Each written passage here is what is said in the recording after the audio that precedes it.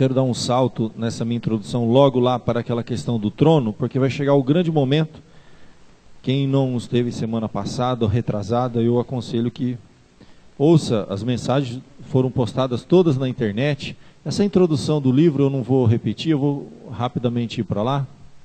O livro que foi entregue para João na ilha de Pátimos, ele lá exilado, teve o privilégio de conhecer o plano e o projeto de Deus na história, especialmente na história do povo de Deus.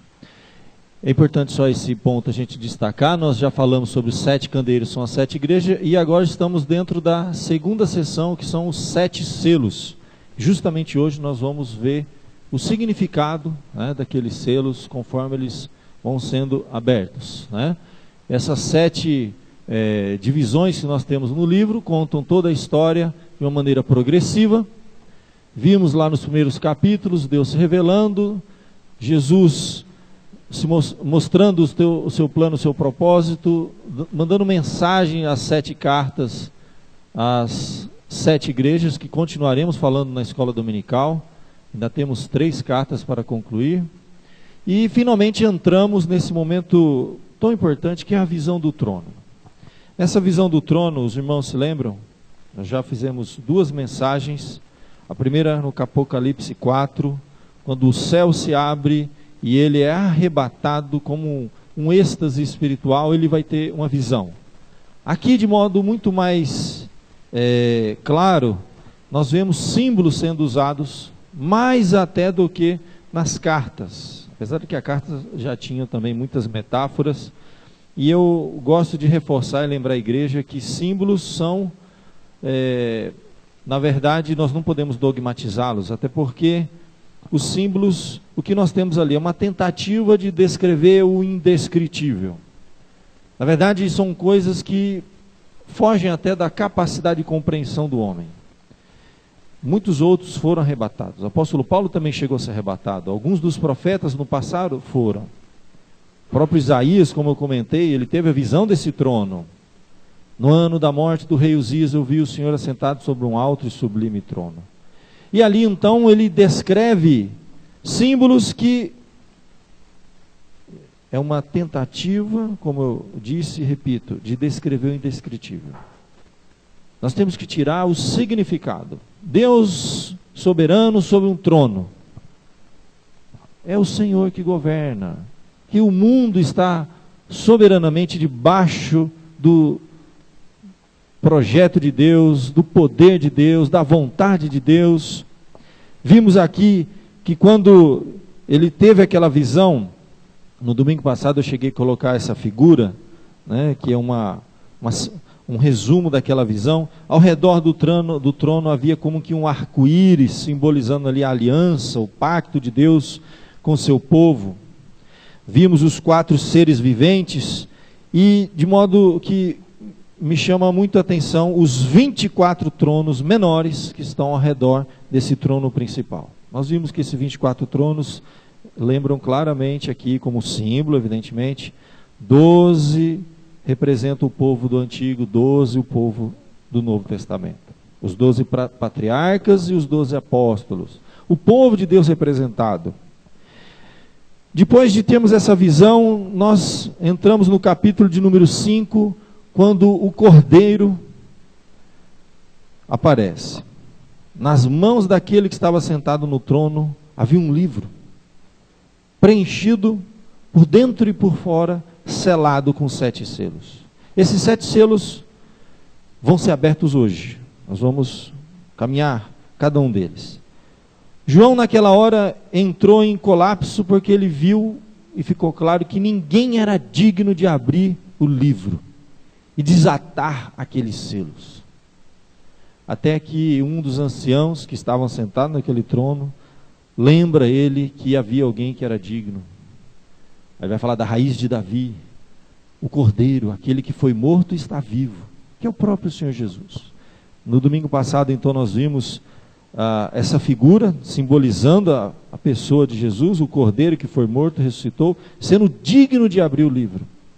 E de fato ele retira o livro das mãos de Deus e ele vai começar a abrir esses selos. E aqui mostra claramente, falei na semana passada, que o nosso Senhor Jesus, depois que ele morre, paga o preço, ressuscita dos mortos, ele vai dizer para os seus discípulos: todo o poder me foi dado nos céus e na terra. Vimos vários textos que deixam claro que o reino passa para o Senhor Jesus, Pai, Filho e Espírito Santo, sei, a Trindade, mas de modo especial, naquele momento, Jesus vai reinar. A dignidade de abrir o selo não é de simplesmente saber o que estava escrito lá. Alguém que fosse digno e poderoso bastante. Interessante que naquela figura simbólica, o cordeiro tinha 7 chifres. No hebraico a palavra chifre e poder é quase a mesma palavra, são palavras irmãs. Era um que era poderoso bastante para executar tudo que estava naquele livro. E desatar cada um dos 7 selos. E Jesus então vai ser aquele que vai executar, reinar. E a Bíblia diz, Paulo chega a confirmar que é necessário que ele vença todos os inimigos, e depois ele devolve o reino para o Pai. Então nós estamos vivendo esse período entre a primeira e a segunda vinda de Cristo, que ele está reinando, e que tudo que acontece no mundo, por mais difícil que seja para nós compreendermos, acredite, o Senhor reina, e ele transforma o mal em bem, ele age no meio desse caos, e ele tem um plano e um propósito, e tudo está caminhando para um ápice, nessa história, nesse plano de Deus, conforme nós vimos naquelas 7 sessões.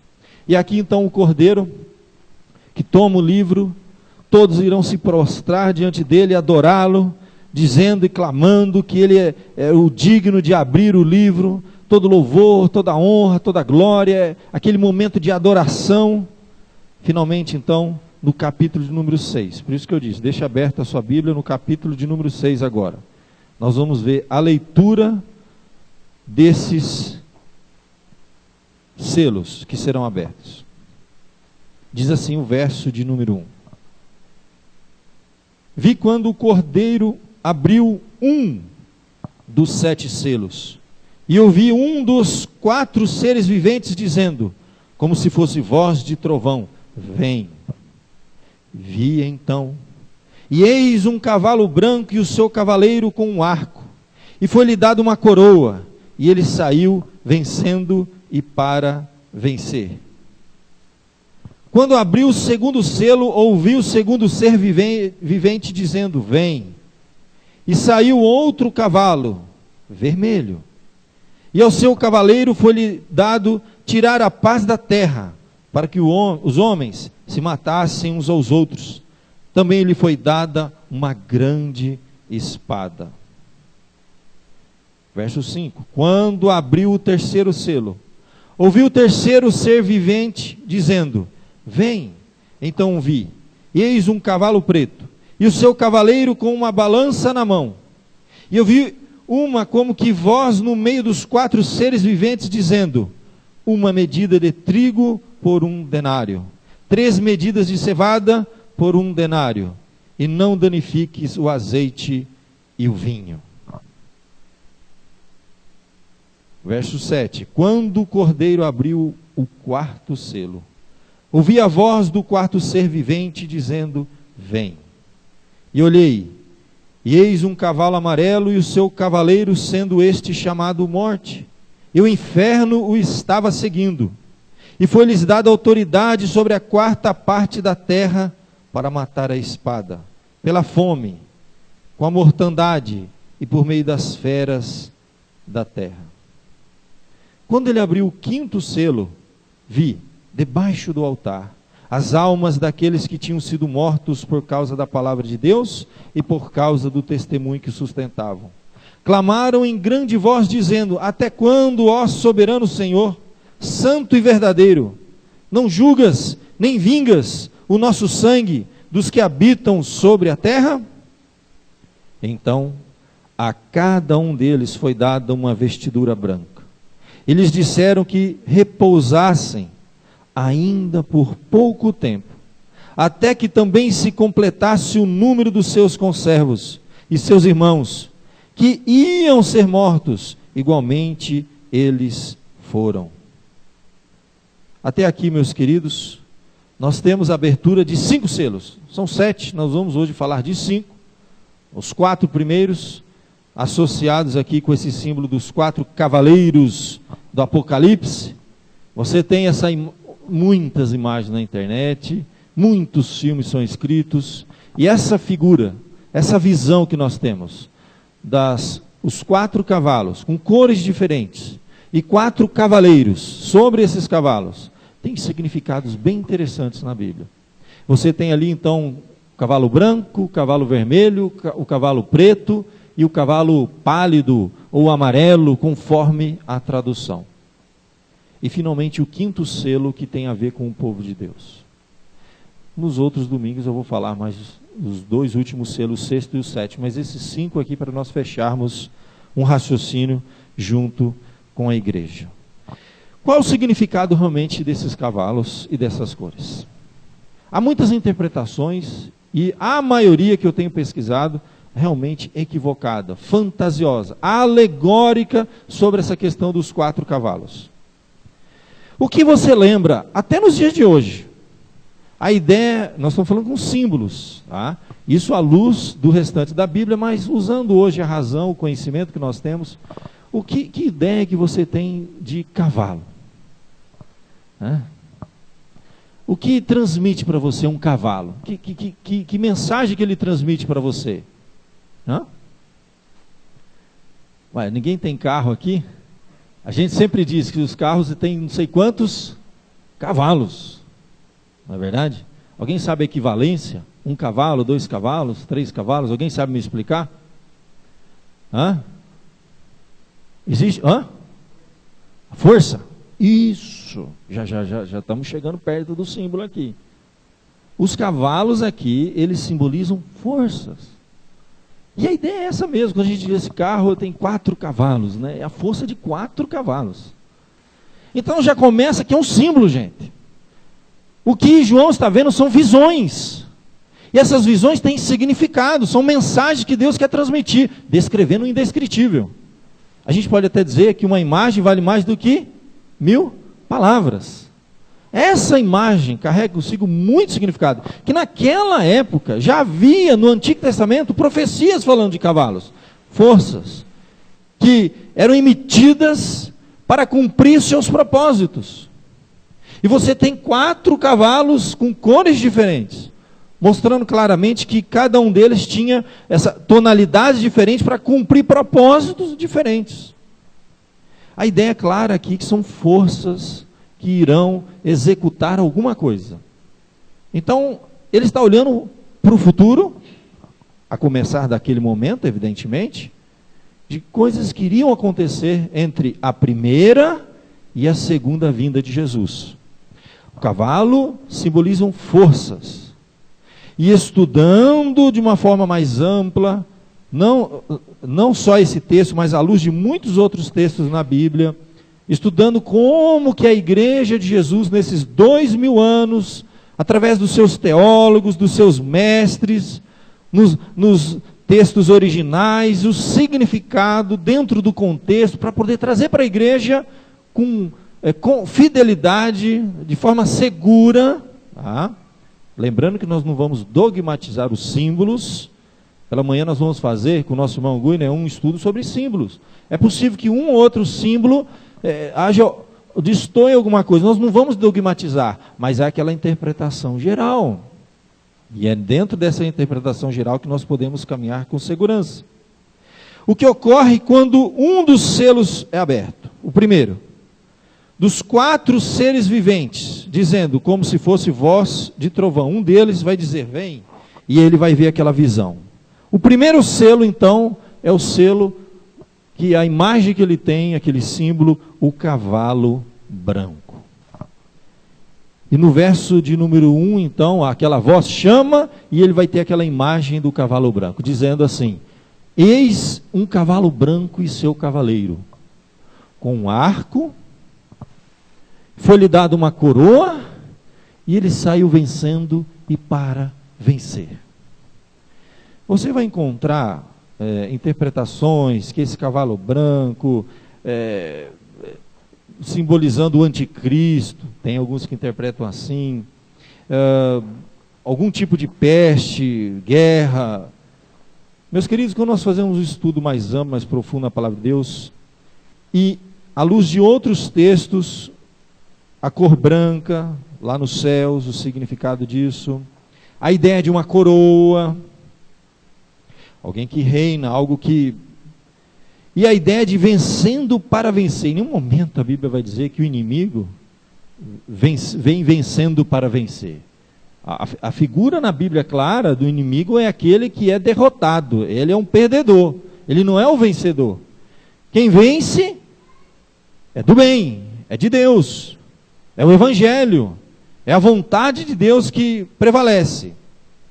E a associação que há desse símbolo, mais provável mesmo é que aqui o primeiro cavalo, força, né, que vai cumprir um propósito, iniciando logo após a ressurreição de Jesus, quando ele chega para os seus discípulos e diz assim: toda autoridade foi dada nos céus e na terra. E o primeiro movimento, então, aqui na terra, para cumprir a vontade de Deus, o reino dos céus, ele vai dizer naquela frase, Mateus 28, ide por todo o mundo e pregai o evangelho a toda criatura. Aqui claramente esse primeiro cavalo não é nenhuma desgraça, é a verdade de Deus, como uma força que ninguém pode resistir, vai avançar e cumprir a vontade de Deus. Eu posso dizer, e sem dúvida, o Evangelho é o poder de Deus para a salvação de todo aquele que crê. E a vontade de Deus vai se cumprir. E a gente diz que a graça de Deus é irresistível. Ninguém pode resistir a ela. A figura mais segura para interpretarmos esse cavalo branco é a verdade, é o Evangelho. É o primeiro movimento.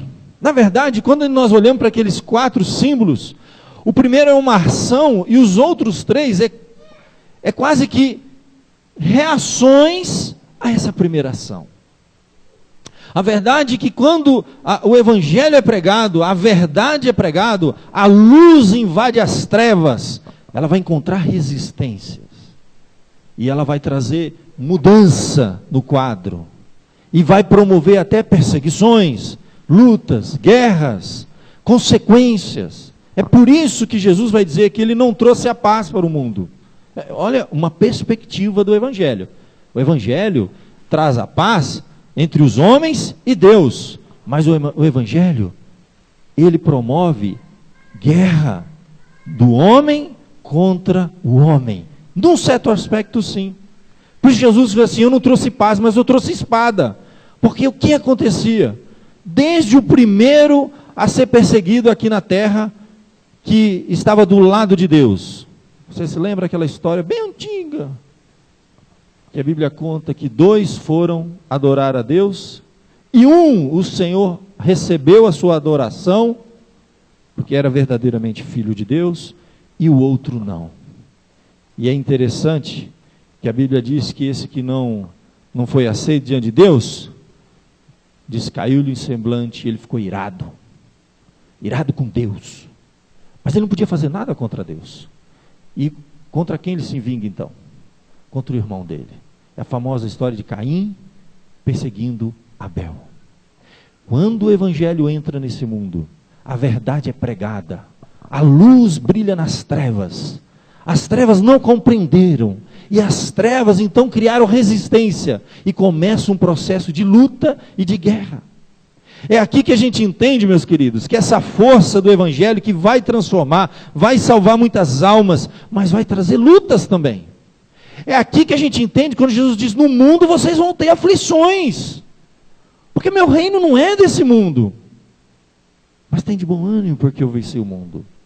É aqui que a gente entende que, além dessa história de Caim, que perseguiu o filho de Deus Abel, você vai ter o Evangelho sendo pregado, quando Jesus ir por todo mundo pregar o Evangelho a toda criatura, e quem crê e for batizado será salvo, quem não crê já está condenado. É que você vai ver, por exemplo, Estevão, quando ele se levantou, diante de judeus, lá do Sinédrio, autoridades religiosas daquela época, e ele prega o Evangelho. E a Bíblia diz que eles ficaram todos irados, arrastaram ele para fora e o apedrejaram. O primeiro mártir foi Estevão. E quando ele estava sendo apedrejado, a Bíblia diz que ele olhou e viu, uma visão ele teve, Jesus recebendo ele em pé. O primeiro Filho de Deus a experimentar a reação ou as reações de um mundo que odeia a Deus. O poder do Evangelho para salvar vai incomodar a gente. Isso não pode haver dúvida e não pode haver medo. Tem que haver consciência que você está no meio de uma luta, de uma guerra.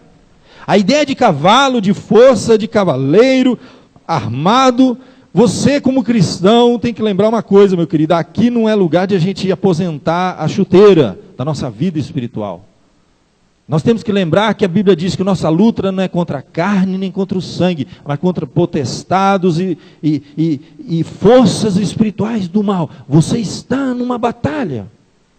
Em nome de Deus, o Evangelho está sendo pregado e você vai encontrar resistências, lutas e uma batalha espiritual. Não tem como negar isso. E o mundo odeia a Deus. E quando você fala de Deus, duas coisas podem acontecer. Ou essa pessoa, se estiver dentro dos planos do propósito de Deus, como esse cavalo com a sua força, que vencendo irá vencer corações duros, transformando, quebrantando, convertendo. Ou a pessoa se converte, ou ela se volta contra você. A verdade é essa. A verdade é que nós temos que ter consciência disso, gente. Você está num mundo que quando você realmente se posicionar do lado de Deus, se prepare. Pode ser no seu ambiente de trabalho, coisas que ocorrem ali, que se você se posicionar, e você se tornar incorruptível naquela situação, se você se negar a entrar no conchavo, nas coisas erradas, você vai ter resistência. Se você se colocar do lado da justiça, você vai sofrer represárias. Em todas as áreas, em todos os aspectos. Então o primeiro cavalo é esse. É a força do Evangelho. A ideia de coroa, vencendo para vencer, é o bem, é a verdade, é a justiça avançando. O Evangelho sendo pregado. E ele vai começar a encontrar resistências. Então o segundo selo, eu posso dizer, e muitos intérpretes concordam, que ele é quase que já uma reação ao primeiro. Porque no momento que nós nos posicionamos do lado de Deus, da verdade, da justiça, nós vamos começar a encontrar algumas resistências. O segundo cavalo, então, o cavalo vermelho. Olha o que diz o texto sagrado. Abriu então o segundo selo e ouviu o segundo ser dizendo, vem. E aí a visão que ele tem, outro cavalo. E ele diz então, na palavra de Deus, e esse outro cavalo, deixa eu voltar aqui, estava lendo aqui, vermelho, e o seu cavaleiro foi-lhe dado tirar a paz da terra.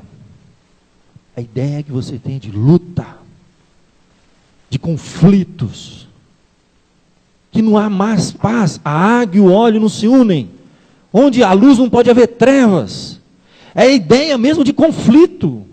E alguém tem dúvida que nós vemos num mundo que tudo gira em torno de conflito, no ambiente seu de trabalho, dentro da sua casa, quer seja aqui, olha, pensando numa nação, ela está em conflito. O conflito faz parte da vida do homem aqui na terra. É uma luta constante, da injustiça contra a injustiça, da luz contra as trevas.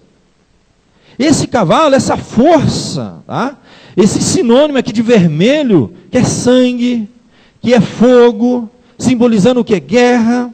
E olha o texto diz, para que os homens se matassem uns aos outros. A ideia agora é de uma grande espada. Durante a história da humanidade, nós vamos ver conflitos, guerras, lutas, que o homem está em conflito, porque ele está em luta contra Deus. E no momento que a justiça, a verdade, ela avança nesse mundo, ela vai encontrar resistência. E a guerra é inevitável. Então é por isso que, num aspecto, Jesus fala assim, eu vos dou a minha paz. E a gente pensa que paz é viver num mundo sem nenhum tipo de conflito. A paz que Jesus dá é um relacionamento em paz com Deus. É ser aceito. Eu vivia em conflito com Deus. Quando Jesus me dá a paz, eu estou em comunhão com Ele. E automaticamente, quem se torna amigo de Deus, se torna inimigo desse mundo.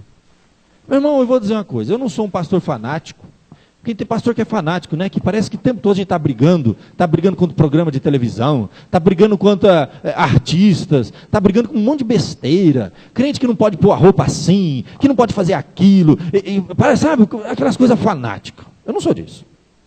E quando eu prego o evangelho, eu procuro ser o mais essencial. Eu tento passar por cima de tudo que é possível se passar. Eu não quero me prender a besteiras, né? Que irão afastar as pessoas de Deus por causa de besteira, muita gente faz. Que proíbe aquilo, tudo é do demo. Tem gente que é assim, né? De vez em quando surge na internet umas coisas assim, olha, não compre fralda Pampers, porque o dono da Pampers, ele é adepto a uma seita, sabe, essas coisas assim místicas, né? Nova era, essa viagem que a turma... Meu irmão, você não pode viver em conflito com esse tipo de coisa besta. Mas você tem que ter consciência, e a gente não quer pregar o evangelho, sabe, para criar aquele antagonismo, sabe, crente chato, porque tem crente que é chato. Ele é chato, ele pega uma coisa simples e ele complica. Uma coisa que dá para se resolver e ele não resolve. Ele cria problema, e briga com o parente, por causa de qualquer besteira. Ele vai pregar o evangelho para os amigos dele, ele parece estar acima do bem e do mal, ele só julga. Esse espírito, sabe, de conflito, tem crente que é conflito. Uma pessoa em luta consigo mesmo. Não é isso que eu estou falando. O que eu quero dizer é que a gente deve abrir mão de muitas coisas para viver em paz com as pessoas. Mas tem coisa que a gente não vai abrir mão. E é nessa essência de princípios, de valores, de verdades bíblicas, que eu não abro mão. E nisso, meu querido, não tenha dúvida, nós vamos entrar em guerra, em conflito. E olha, eu vou dizer uma coisa para você. O inimigo, ele é muito sutil, muito mais inteligente do que a gente pensa.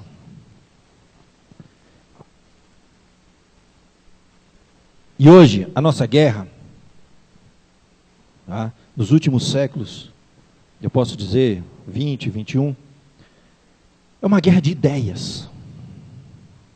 O que a Bíblia chama de sofismas. Logismo, a palavra sofisma no grego, falando do inimigo, ele trabalha com a lógica, com ideias. E nós vivemos uma guerra de ideias. É nessa que muitas vezes eu vejo crente, tá, se privando de um monte de coisa besta que não precisaria se privar. O crente não é um quadradinho que não pode fazer nada nesse mundo. O prazer está sempre associado ao pecado e nem sempre. Ele vive brigando com todo mundo com um monte de besteira.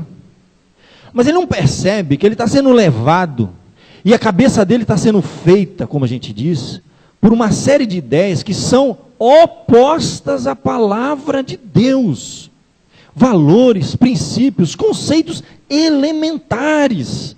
E eu vejo crentes, tá, cedendo, abrindo a guarda em coisas que entram em guerra, em conflito. Nesse aspecto eu posso falar que a nossa luta é contra ideias hoje, que podem chegar a conflitos físicos, guerra, seja o que for.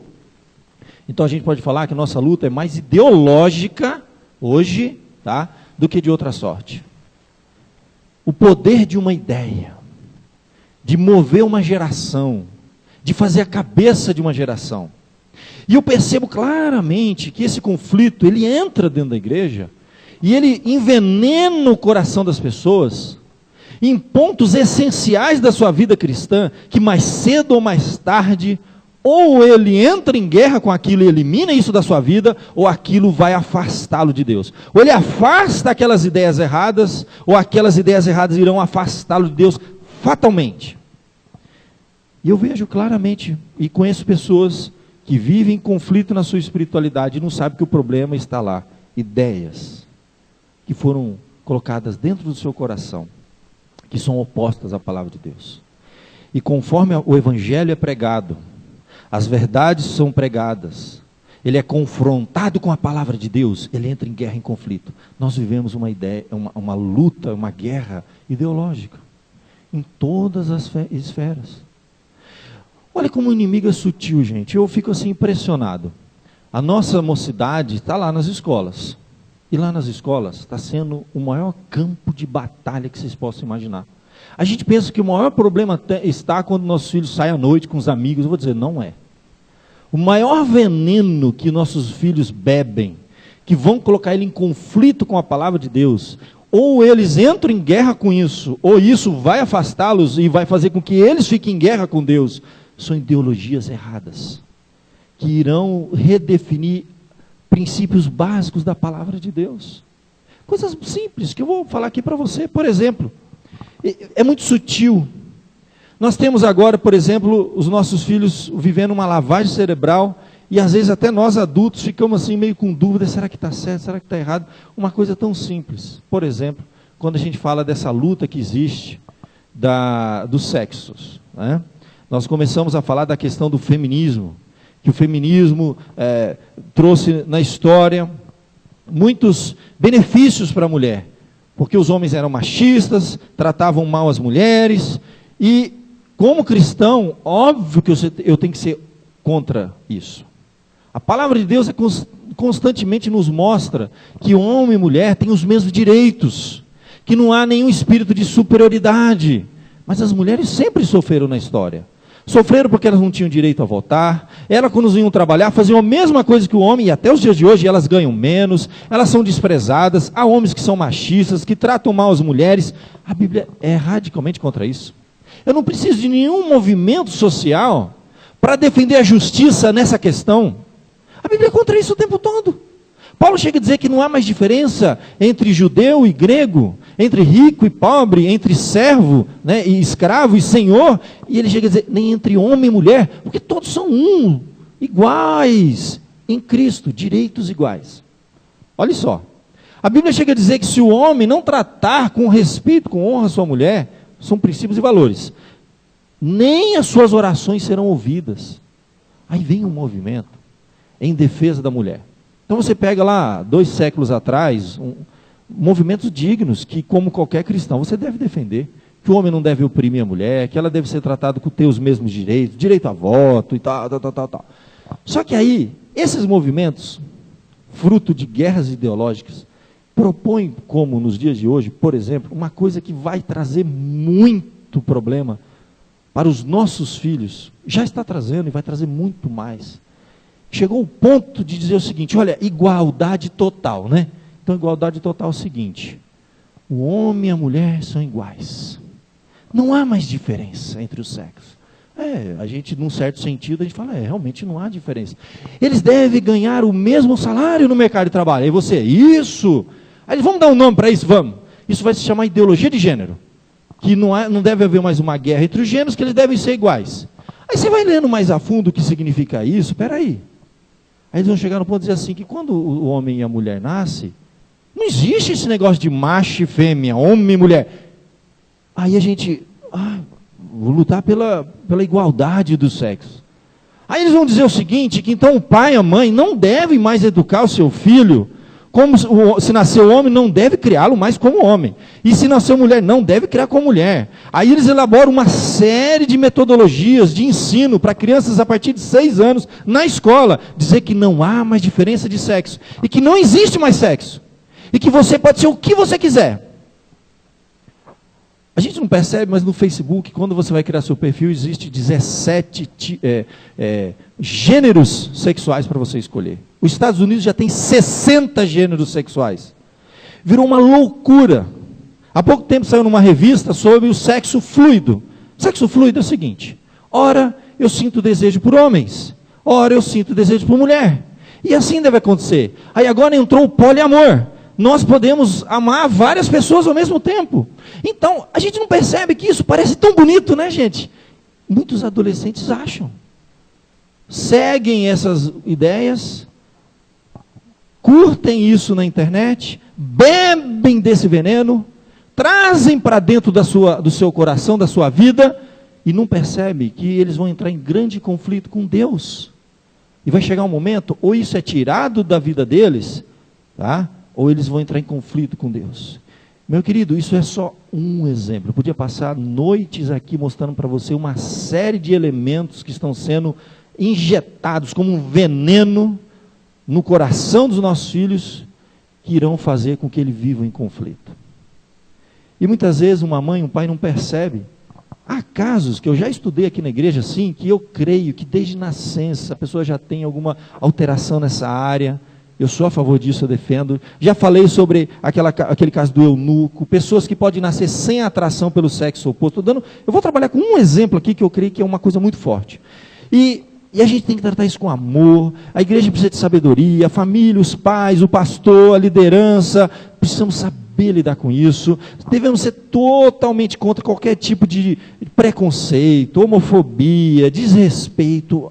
Isso radicalmente contra. Agora, para mim estar em paz com o mundo, eu tenho que aceitar algo que claramente me coloca contra Deus. É o que eu estou pregando aqui, gente. A verdade e a palavra de Deus, quando vem, você tem que escolher.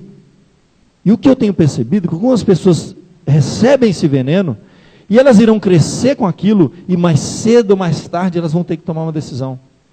E muitas vezes eles rompem.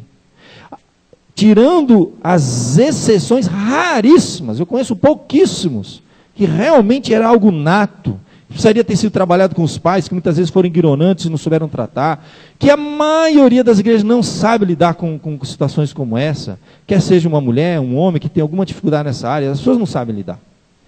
Mas o duro é a gente ver que muitos dos casos está sendo trabalhado lá na base. E nesses últimos, eu posso dizer, 12, 13 anos, de uma forma que nunca antes foi trabalhada nas nossas escolas. Estive esses dias falando com famílias que têm escola. Já há 4 anos não pode mais ter dia do pai e dia da mãe nas escolas. Há 4 anos já não pode. Essa filosofia, ela desconstrói totalmente tudo que a Bíblia ensina sobre relacionamento humano. Vai radicalmente contra tudo. É guerra, é conflito. Então, olha que desafio, uma coisa boba. Eu falei de uma coisa boba. E eu não tenho dúvida que muitos adolescentes estão entrando nessa onda por puro modismo. Porque a cabecinha está sendo feita. E pais e mães não estão percebendo. Não acompanham o filho, o que ele está estudando na escola, não lê as apostilas, as loucuras que está sendo ensinado. Para criança a partir de 6 anos. O MEC tem publicado coisas que se você sentar para ler, você vai ficar horrorizado. Que vai mudar a mentalidade de uma criança. E não vai dar para ele ter as duas coisas. É água e óleo. Então nós precisamos encontrar mecanismos para caminhar com essas crianças, ensiná-los a aprender, que eles têm que aprender a conviver com a diversidade, eles têm que respeitar pessoas que optam por isso, nem todo mundo precisa crer nisso, mas se eles querem realmente serem filhos de Deus, se eles querem crer na palavra, não há como eles ser amigos do mundo e amigos de Deus, nesta guerra de ideias que nós vivemos no século 21. É isso. Agora, eu estou falando de uma coisa que a gente chama isso, ele é chamado hoje, sabe o nome, que termo que a gente dá? Marxismo cultural. São mudanças na cultura. Mas isso levado mais a fundo, gente, isso traz guerras civis para uma nação. Isso gera muita morte. Na história da humanidade, se eu mostrar aqui para vocês, por exemplo, o que ideias, guerra de ideias, estou falando, trouxe de morte na história da humanidade, entendeu? Porque são ideias que colocam a humanidade em conflito, exatamente o que a Bíblia diz aqui, que os homens matassem uns aos outros, e guerra de ideias, lutas e conflitos. Por exemplo, lá na União Soviética, mais de 20 milhões de pessoas foram mortas, quando entraram na guerra de ideias. A consequência final foi isso. Lá na China, se não bastasse 65 milhões de mortos. No Vietnã, 1 milhão. Coreia do Norte, 2 milhões. Camboja, 2 milhões. Europa do Leste, 1 milhão. América Latina, mais de 150 mil mortos. Na África, 1,7 milhões. No Afeganistão, mais de 1 milhão. Todos vítimas de guerras de ideias. Acredita-se, meu querido, que foram centenas de milhões de mortos que o mundo viu ao longo desses anos, guerras de ideias. É interessante isso, né? E às vezes a guerra está dentro de casa. E eu digo para você, eu não estou dizendo que vai ter morte lá, mas muitas vezes vai morrer a fé, o relacionamento entre pais e filhos, porque um veneno está sendo injetado em pessoas, que a gente pode dizer que isso é uma covardia tão grande, que se você fosse cristão mesmo, assim, convicto do que realmente está acontecendo, você ia dizer que isso é uma covardia, porque isso é aliciamento. Pegar uma criança, fazer uma lavagem cerebral em coisas que vai colocar ela radicalmente contra os seus pais. Não existe nada mais satânico, diabólico de jogar um filho contra um pai. Eu, como pastor, já vi situações em que se eu falasse o que realmente deveria falar, eu ia jogar o filho contra o pai, mas eu não faço isso, porque isso aí é diabólico. Eu não, jamais. É preferir que os dois estejam errados do que eu jogar um contra o outro. E o Satanás não pensa assim. Ele faz de tudo para jogar o filho contra o pai. E é tão interessante que essas leis chegaram ao ponto de haver proposta que depois que essa lavagem cerebral, um filho que se quiser, criança, trocar uma cirurgia, o sexo, há leis tramitando que querem que dá direito do filho fazer isso, mesmo sem o consentimento dos pais. Olha que coisa louca. Jogando pai contra filho. Homens contra homens. Isso é só um exemplo. Claro que existem muitas outras coisas que promovem guerra e morte na humanidade. Eu fiz uma pesquisa das 10 guerras mais mortais de todos os tempos. Você pode ir lá na época de Roma, quanta perseguição, quanta guerra. As guerras napoleônicas, estimativa de quase 7 milhões de mortos. A guerra civil russa, muitos milhões, já mostramos aqui também. Você tem a revolta Dugan, que aconteceu em 1800 na China, mais de 12 milhões. Uma lista assim que se você vai lendo, você vai ficando chocado, de várias razões, várias motivações, mas tudo começa em conflitos de ideias. Pessoas que sentam na mesa para resolver um problema e não conseguem mais resolver. Elas estão em guerra, elas estão em luta. Por quê? Porque elas estão em luta contra Deus. O Evangelho, ele tem o poder de trazer a paz do homem contra Deus. E só assim ele vai poder estar em paz com o outro. Mas não tem jeito. Quando o Evangelho avança, quando esse cavalo branco avança, com a verdade, com a justiça, ele vai enfrentar conflitos. Ele vai enfrentar resistência. E é interessante que cada um desses cavalos, então começa a guerra, conflitos. Consequentemente, você tem um cavalo preto. Ele vai simular sabe o quê? A privação, a fome, consequência da guerra. Olha que interessante. Diz assim: quando abriu o terceiro selo, ouvi o terceiro ser vivente dizendo: vem. Então vi, eis que um cavalo preto e o seu cavaleiro com uma balança na mão. E eu vi como que voz no meio dos 4 seres viventes dizendo: uma medida de trigo por 1 denário, 3 medidas de cevada por 1 denário, e não danifiques o azeite e o vinho. A interpretação que nós temos nesse texto, dentro do contexto, na sequência, mais uma força muito grande, que é um grande desafio que a humanidade enfrenta: a fome.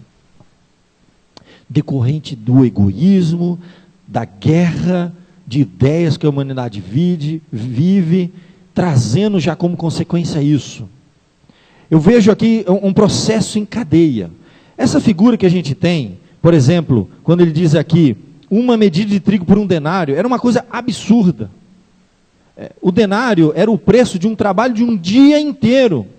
Essa medida de trigo aqui, mal dava um pãozinho.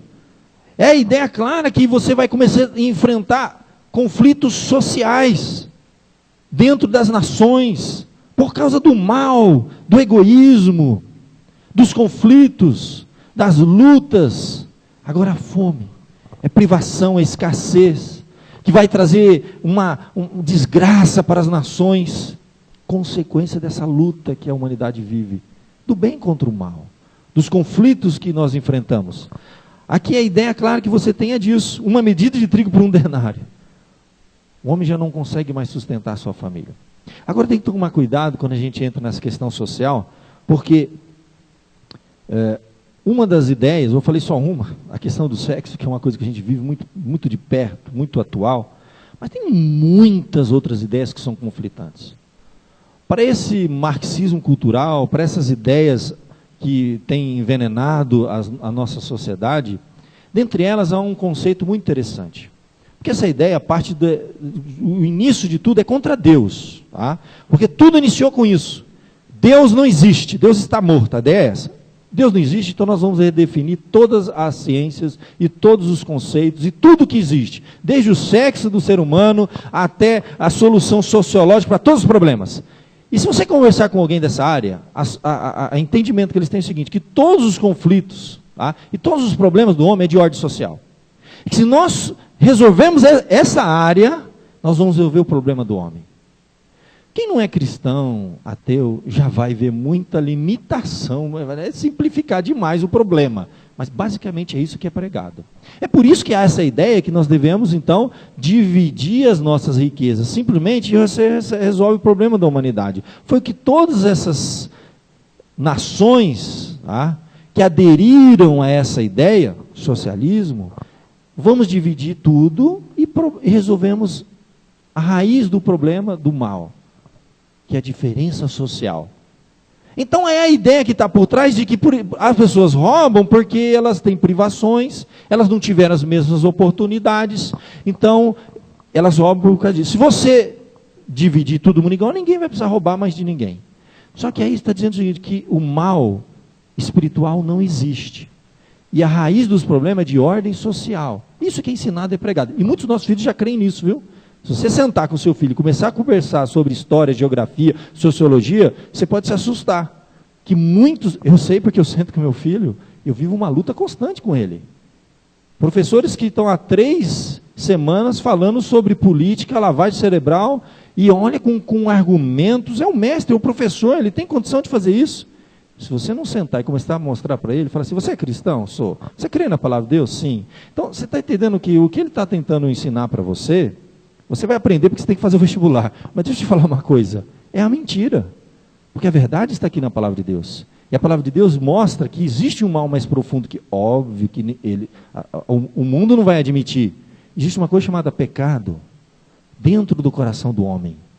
O mal da humanidade não é de ordem social. O mal da humanidade é de ordem espiritual. É claro que se você simplesmente falar isso sem argumento dentro de uma sala, você vai ser chocatado por todo mundo, né? Vai ser chacota de todo mundo e o professor vai acabar com você ali. Você tem que estar preparado. Essa guerra é muito mais profunda do que você imagina. Então não estou dizendo que isso aqui é a razão do mal. Isso aqui já é consequência, gente.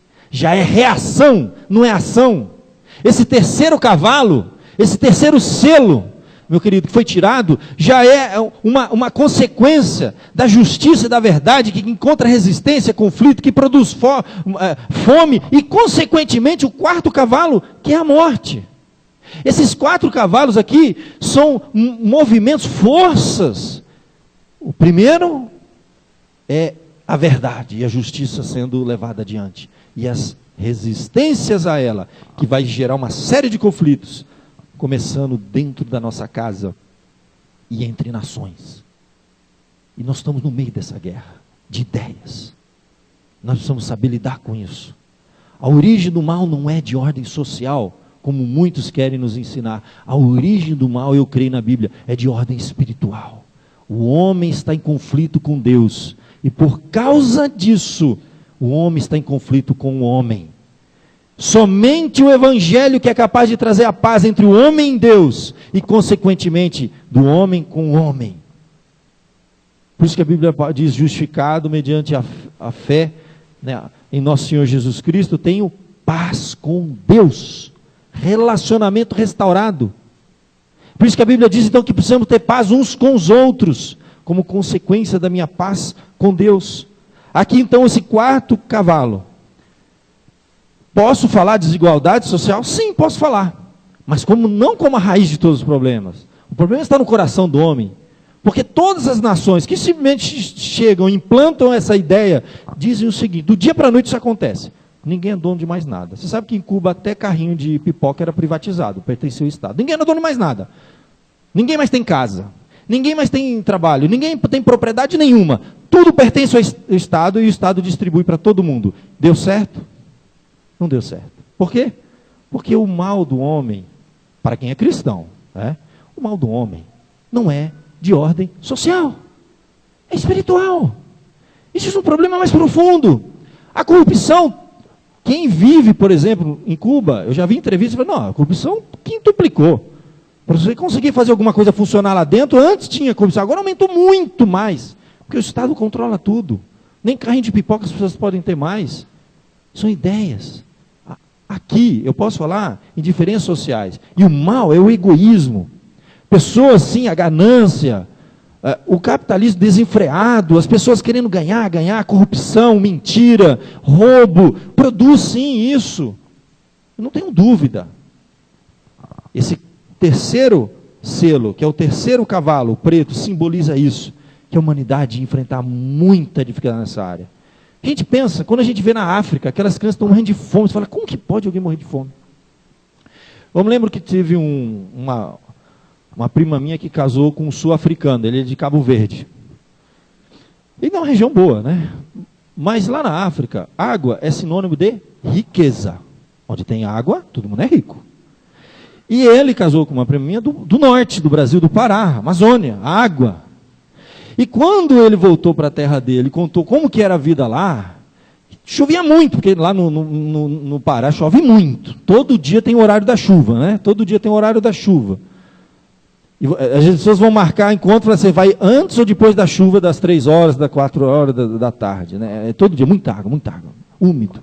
Tem um período que eles chamam de inverno, que é no meio do ano, é chuva. Se eu não me engano, é no meio do ano, né, o inverno. Não, é na virada, no final do ano, isso.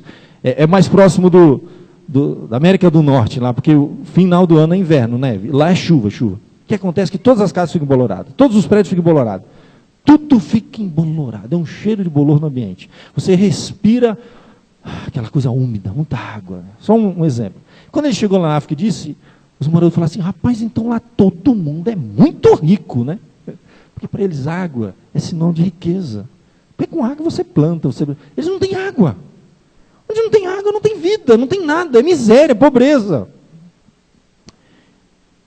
E pensar que a humanidade poderia resolver esse problema. Claro que poderia. Enquanto nós jogamos milhões e milhões, toneladas e toneladas de alimento no lixo, vemos pessoas morrendo de fome. Fruto do egoísmo, da maldade. E isso está alastrando assim, desgraça. E por fim, esse quarto selo, ele traz morte. Esse sim é o quarto cavaleiro do Apocalipse, que simboliza a morte. Quando eles veem o cavalo preto e seu cavaleiro com uma balança na mão, né? Perdão, é o quarto, peraí, vamos para frente.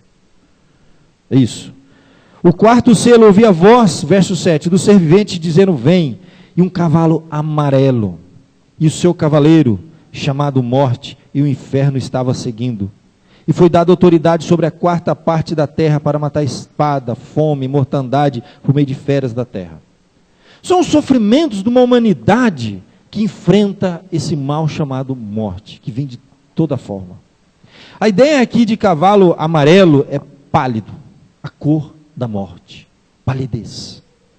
E vem tanto, o cavaleiro se chama morte, e atrás dele estava seguindo, era o inferno, ou algumas traduções está escrito Hades.